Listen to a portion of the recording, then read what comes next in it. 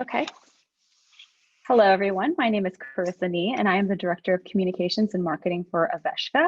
I'm here today with Mr. Rafael Borras, the newly named President and CEO of the Homeland Security Defense Business Council. Hello, Rafael. How are you doing today? Very good. Glad to be here with you. So before we begin, can you just give us a quick background on the council for those of us that are unfamiliar with it? The Homeland Security Defense and Business Council was created aftermath of 9/11. So after the creation of the Department of Homeland Security, which was created in 2003, there was a strong belief that there needed to be a marketplace to serve the interests of now what we were calling Homeland Security. So much like the established defense industrial base that supports the Department of Defense, there was this need to bring together industry that was either currently or in the future could be meeting the needs of the Homeland Security enterprise. So thus, about 15 years ago, the council was created, and it's a cross-section of large, medium, and small businesses that have at their core the mission to support the Department of Homeland Security and the greater Homeland Security enterprise. Certainly the bigger firms do a lot of other things, but that's what brings this group together. Okay, great. So we thought basically it would be really great to just meet with you today. Aveshka has been an active member of the HSDBC for roughly 8 years now, with our CEO, Girish Jindia, serving on the board of directors for the past 5 or 6 years. And so just wanted to talk to you now that you're in this new role and get an idea of your future initiatives, and just wanted to hear what you had in store for us. So it's my understanding that you've served about 20 years in the federal government, most notably as the Undersecretary for Management and the Acting Deputy Secretary at the Department of Homeland Security. And then you did 16 or so years in the private sector, most recently at A.T. Kearney, a prestigious global management consulting firm. And so now you're here in the nonprofit sector as the President and CEO of HSDBC. What was it about the nonprofit world that made you want to take this move? Well, let me tell you that because I've been working for a long time, after my first stint in government back in the early 1980s, I actually went with a nonprofit organization, the International City Management Association. And, I stayed there for 6 years. So I had a taste of the nonprofit world.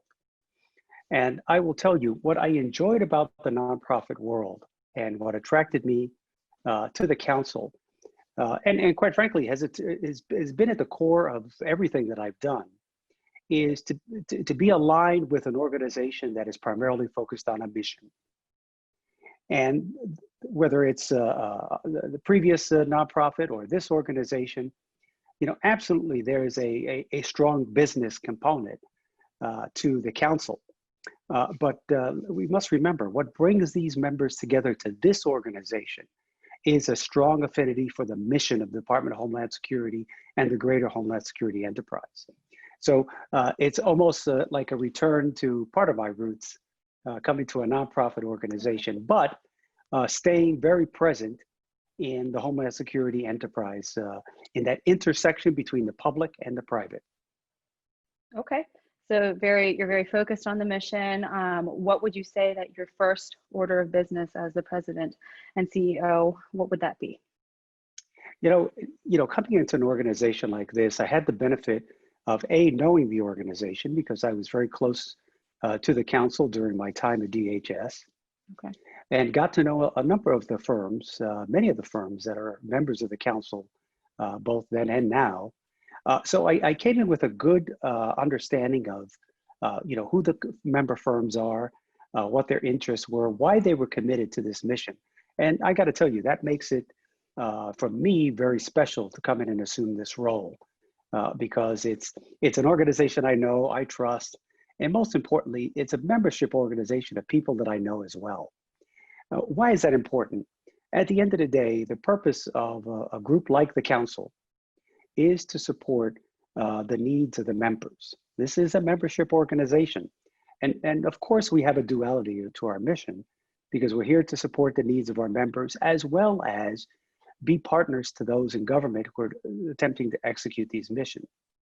So my number one priority is to reestablish the value proposition as strongly as possible so that the message is absolutely clear to our members. This is why we're members of this organization. These are the things that we want to get from the council, and these are the things we want to give back to the overall community through the work of this council. So there's that push and pull. There's things that, of course, that we want. We want to know more about what the decision makers are thinking about and how industry can play a role in supporting the evolution of Homeland Security assets that provide greater protection to the homeland, but also what we can give back as a community based on the knowledge that we've learned about working with government, what we've seen in industry that has worked in other areas that could be applied to government, specifically in the Homeland Security space, and how do we become better partners to those government industry leaders.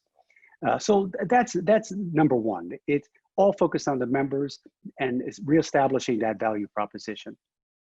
Okay. So you mentioned that you were also very involved when you were at DHS as a senior government official. You were very involved with HSDBC. And now knowing what you know, now that you're here on the council side, what are some of the changes to the council that you would like to make that might have helped you back then as a government official? And what would you do now that would maybe benefit them now? Well, the council has been doing really good work for quite a few years, pretty much from the beginning. I mean, it's been a value add.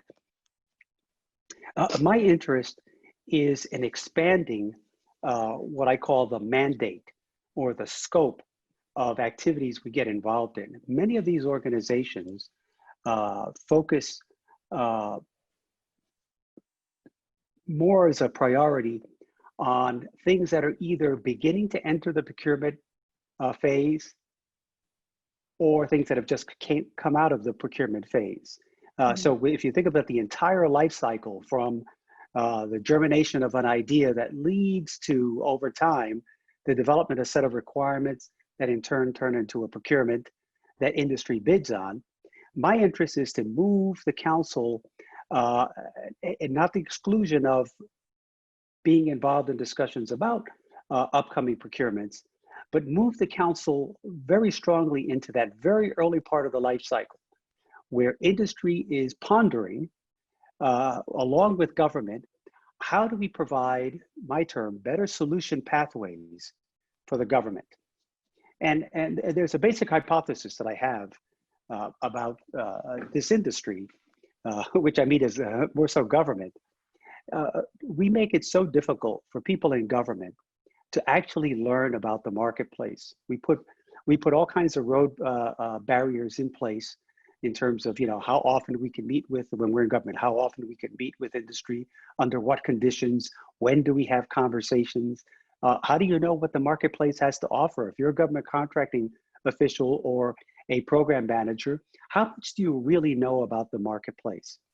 Oftentimes what individuals do is they look at who they already have under contract, look at that population and say, okay, well, that is the marketplace.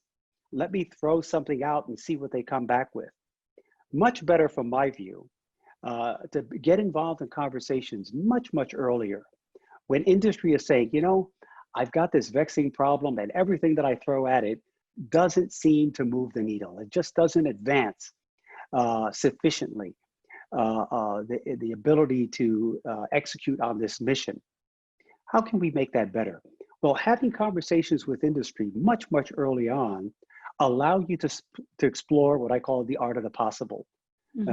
Certainly not a unique cliche on my part, but that's where you sit with industry when you're in government and say, for example, we've been trying to solve a particular problem. Everything that we've thrown at it, money, technology, the different kinds of people, and we've only made a marginal improvement. And it's important for the protection of the whole land to really accelerate this.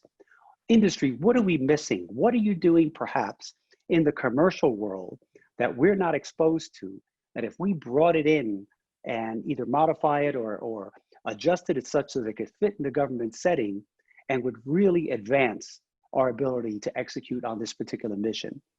That's a conversation that helps government years before you may see a procurement, but also it allows industry to be a better partner in terms of helping to facilitate the awareness of actually what the marketplace has to offer. And what it also does, it provides industry sort of that incubation, if you will, as they begin to understand what are the real gaps and weaknesses of government agencies in trying to execute against a mission. Well, I trust that many of the firms, and particularly those member of this council, have the wherewithal, have the smarts, have the ingenuity, have the ability to team to be able to find better solution pathways for the government. That's a really powerful thing. So I'm a big believer in that, changing both the kind of conversation and having the conversation much earlier in the life cycle of trying to meet a mission need. Absolutely. I think, so obviously the council serves as this venue to collaborate industry, government folks together. What would you do differently now, I guess, to increase that dialogue, I guess? What would you be doing different than what the council has been doing before? Well, one of the things we are doing, and it'll come to fruition a little later in the calendar year, is we're changing the kind of conversations we're having. So typically we bring in somebody to give a brief to industry about, again, what is current. This is what's on my procurement plan, or this is what I am doing today as a leader of X organization or Y organization. And we're going to change the conversations. We're not going to abandon those type of briefings. Those are very, very important for our members, as witnessed by the number of people who sign up to participate in those sessions. It's very important, and it needs to be maintained. But we're going to change the conversation. We're going to bring together officials from a cross-section of government agencies. So we're going to broaden beyond the Department of Homeland Security in our discussions. The ecosystem of Homeland Security, as we've seen with COVID, is much broader than just the Department of Homeland Security. And it requires involvement from so many partners in the government space. So we're going to change who we bring to these conversations. We're going to bring multi-agencies together to talk about, and we're going to zero in on problem sets. We're going to say, the first one, I won't get into too much. We're still formulating it, but we already have the mission area identified. But we're going to bring people from DHS, from Department of Treasury, from Justice, and from industry together, all again to identify where there have been in the past significant investments on the government side, and yet from a law enforcement standpoint or domestic security standpoint, we've had very limited success. If you think of something like illicit financing, all of our efforts combined to try to address money laundering, as an example, has resulted in very little actual nibbling away at the amount of money that gets laundered in this country, let alone the rest of the world. Why is that? That's a conversation. That's a substantive programmatic conversation we're going to be having, with the intent then for industry to react to that after this discussion, to come back to government, propose potentially new solution pathways, again, that term that I like to use, because it's not one thing. It really is a continuum of activities, and oftentimes they change, but I refer to it as a pathway.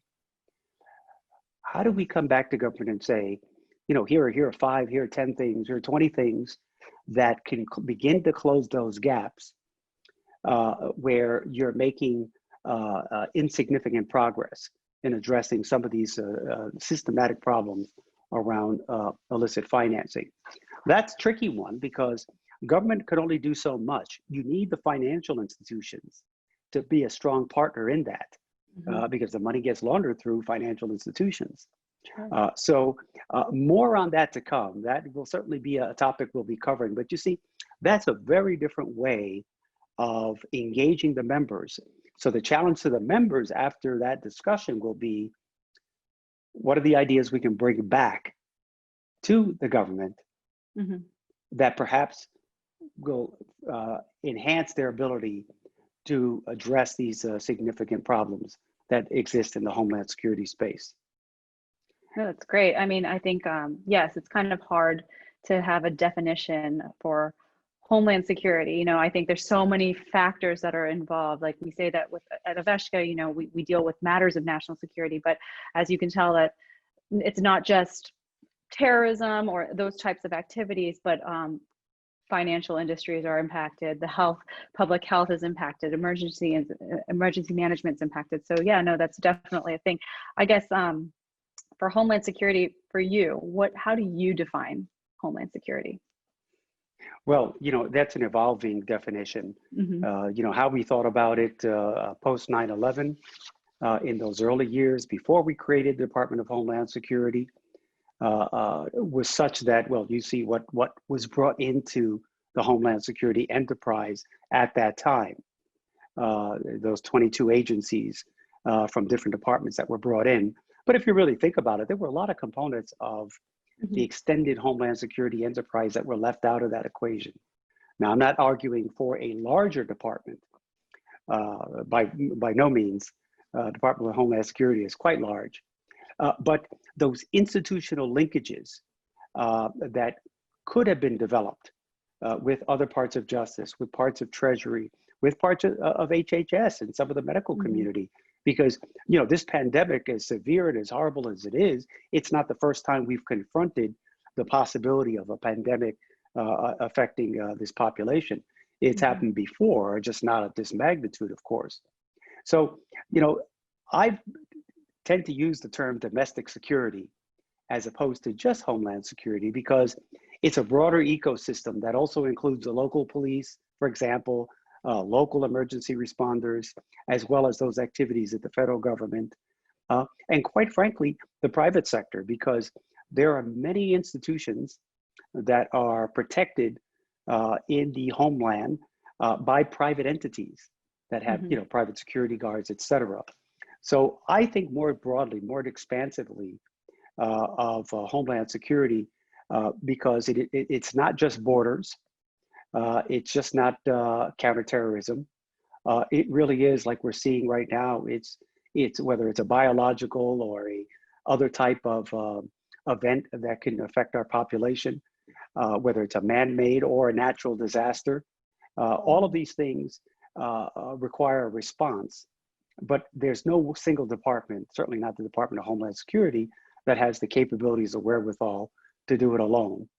And there's no government agency that can do it without the assistance and the cooperation and the partnership of the private sector. So it's a very broad ecosystem. And I will tell you, if we have this conversation 5 years from now, we may even have a different definition when we begin to think about the potential impacts to our climate. And this is not a discussion, obviously, about climate change, but there are increasing climate-related events that will become more persistent threats to our homeland, let alone the whole world. And those will require different responses, different alliances, different partnerships to be able to get that under control.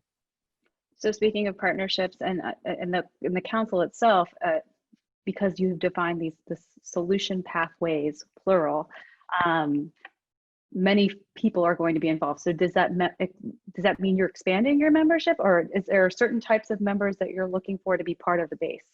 That's a great question. And, you know, the council, you know, which has done fine work over the years, needs to be able to touch additional parts of our ecosystem. And so there are firms that are involved in doing work that live outside of the predominant focus of Department of Homeland Security, but are very much related to the overall Homeland Security enterprise. So we do want to see firms be a part of the council. We want to strengthen the council, enrich the council with participation from firms that heretofore were not necessarily in our scope or our mandate, but under the evolution of the Homeland Security threats today are very much a part of it. So when you think of firms, you know, whether it's engineering firms that will contribute to the development of solutions, for example, on and potentially new ways to protect against man-made or natural disasters that we haven't even begun to address today. There's all kinds of things. I took a trip about 7 years ago to MIT with some colleagues at Homeland Security, and we had the opportunity to see all these really cool things that these brilliant people were just imagining, and they're playing with experiments. And if you look at some of these things where they were experimenting with things that they didn't have a need for yet, true experimentation. And many of us would sat there and we would ask them, could you scale that to such an extent that you can build a barrier, let's say, when you have a potential flood situation? And right now we use sandbags, and that's very labor intensive, and it's a heavy process, and it's an expensive process. Can you expand this so that you could on site, almost like a 3D printing, if you think about it, but not quite, and just create these large barriers to protect against flooding, really on demand. And they all sat there, all these brilliant scientists going, we never thought about that. We were thinking about this sort of activity in a different context, but that's a good idea, Homeland Security. Let us play with that. That's the kind of environment that fosters innovation. And you didn't ask this question, but I'm going to say something about innovation. I look to the small and the medium firms as the real incubators of innovation in this country. That's why it's so important to have the whole cross section of the sort of the industry involved in the council. But I am a firm believer and an active champion of small and mid-tier companies, because those are the companies that oftentimes are at the forefront of innovation. I'm not saying the large companies don't innovate, but when they reach a certain scale, they're getting their sort of widgets out the door, and the investment in new technologies or new initiatives tend to fall back to just keeping the machinery going when they're so big. But the mid-tier who are constantly looking for ways to grow, expand, to challenge the industry, those are the people that, quite frankly, just not the exclusion of the large firms, but really excite me. And I want those firms also to find a place at the council, like Aveska has done for so many years, that this is a place where you have to be, because this community of firms, this community of people provides a great opportunity to grow and learn and to go back and innovate. And that is not lost, I think, on me nor on our current members. But I think we could excite some more people, get them in the family. I don't think we'll ever be hundreds of members. There's a certain nimbleness that we want in the council as well. But can we be bigger? Should we be bigger? I think the answer is yes, because with the addition of different firm types, the memberships will only grow stronger as a council. No, that's great. That's great to know, because yes, Aveska is, we are in that smaller realm in terms of size. And so I know we definitely are working, we have an innovation component now that's very active. And so these are the types of things that we want to hold on to. And so it's great that that is a priority for you. And speaking of companies, private companies and smaller companies like that, since you've had this experience in the private sector, what advice do you have for companies like Aveska who are active in the Homeland Security enterprise? Well, I have had the opportunity to be in some very large companies.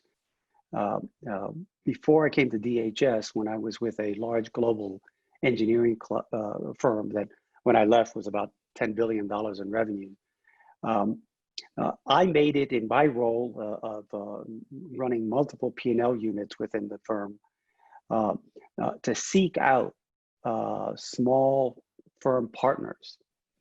But I was very insistent that anybody that I brought in to work with us, because we were so large, we could internally do most of everything ourselves.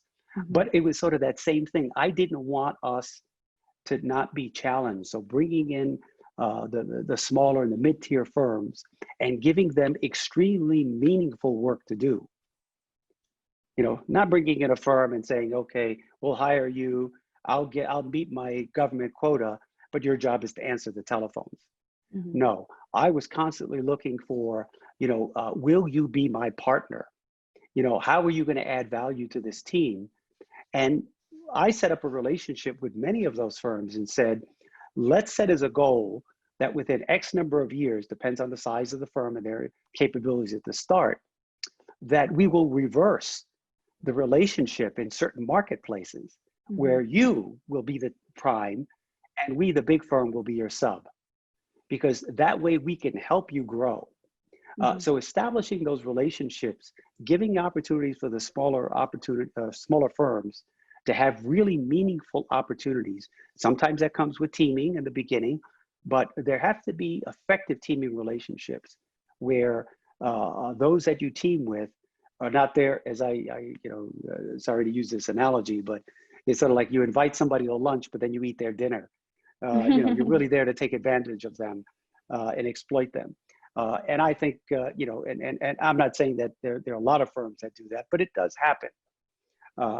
So to be able to support firms, to be able to get good matchmaking under good terms that allow from that. I saw this when I was in government back in the 90s in local government. I won't say the names of the firms, where a significant firm teamed with a local firm in the state that I was working in. And in the bid, it was a 3-year engagement. They said in year 3, they will flip the roles and the smaller firm becomes the prime and this major firm became the sub. And that if they committed to this in writing, if there was an opportunity to rebid or extend, they would maintain the role of them as a sub and the smaller firm as the prime so that they can have an opportunity to grow and learn. And then eventually that large firm would pull out. And when they felt that that smaller firm developed the capacity to do this work on their own. It was a beautiful relationship. It was a good That's win-win. great. So there's a lot of things that could be done. And the council can lend an important voice to expressing these values about effective teaming, effective partnerships. And let me use my own cliche and find pathways for the smaller firms to Mhm. grow. Not every small firm wants to get really big. They want Sure. to be good at something and they want to be as good as possible at that thing. And that's okay. For other firms and for others, they need to grow to be able to get that scale to be effective. So not every small firm is created equal. So you really have to be able to understand the needs and the desires of that firm, match them up with the right kind of opportunities. And absolutely, we have, a lot of attention that's given to small firms in the government setting through various set aside and other kinds of programs. But once they sort of graduate from that financial tier, they're kind Mhm. of on their own. The big firms have the scale to be Yep. able to address some of the challenges in the competitive marketplace. But the mid-tier firms, and mid-tier firms is a big range. Mhm. If you just think of SBA's cutoff on small firms, you get to a certain point in revenue, you're no longer a small firm, even though you Mhm. are small. So something I'm equally passionate about, and I want to see the council find good ways to leverage, the talents and the expertise and the innovative potential of those smaller and mid-tier firms, all for the benefit of improving the Homeland Security enterprise. Oh, that's great. That's great to hear you say all that. It's definitely something that we want to be part of, especially with maintaining our membership in the council. So it's good to know that that's on your radar as well. Um, just a last question, kind of switching gears here. As we know, as you mentioned, Department of Homeland Security was formed as a result of events of 9/11, with the 19th anniversary of 9/11 having just passed last week. What are some of your reflections on that? Well, it's different today than it would have been at the 15th anniversary, and I'll tell you why. Mm-hmm. I just spent the last really 4.5 years working overseas. So I've been out of the United States working with, again, what I would call domestic security organizations in different parts of the world. And, so as I reflect on 9/11, we have to recognize that not only did it have a tremendous impact here for us in the United States, because of the significance of the attack the loss of life, the loss of property, and really the damage to our psyche at that time. Mhm. And yet we found a way to pick ourselves up and continue to move forward. And that was, to me, one of the most moving experiences I had post 9/11, to watch this country pull together. Mhm. But we may not always know here in the United States the impact that has had all over the world, because indeed domestic security organizations all over the world are looking to evolve and change because of what they've seen the United States do post 9/11. So we have become a leader internationally in paving the way for new ways to think about security, domestic security, homeland security. Many of the things that we have innovated have picked up in other parts of the world. Mhm. But having just spent so much time around the world, I got to tell you that it's important here in the United States that we also look at what other countries have done and are doing. Sure. Because sometimes we get caught up in the bigness of the United States and we don't move as fast as we can. So some governments have been able to do some things that we have tried to do, but they've been able to execute it a little bit quicker than we have. One final thing about that: there is nothing that I've seen anywhere like the council in another part of the world. So we should be really proud, all the members, the founders, the members that continue, the board of directors, the staff that have been working on this. I have never seen in my work internationally anything like the council, where the public and the private sector have gotten together around this security or domestic security idea for the purpose of this feeding one another, the back and forth. So we should be very, very proud of that in this council. And the Mhm. members here are doing something, as I've told them, very unique.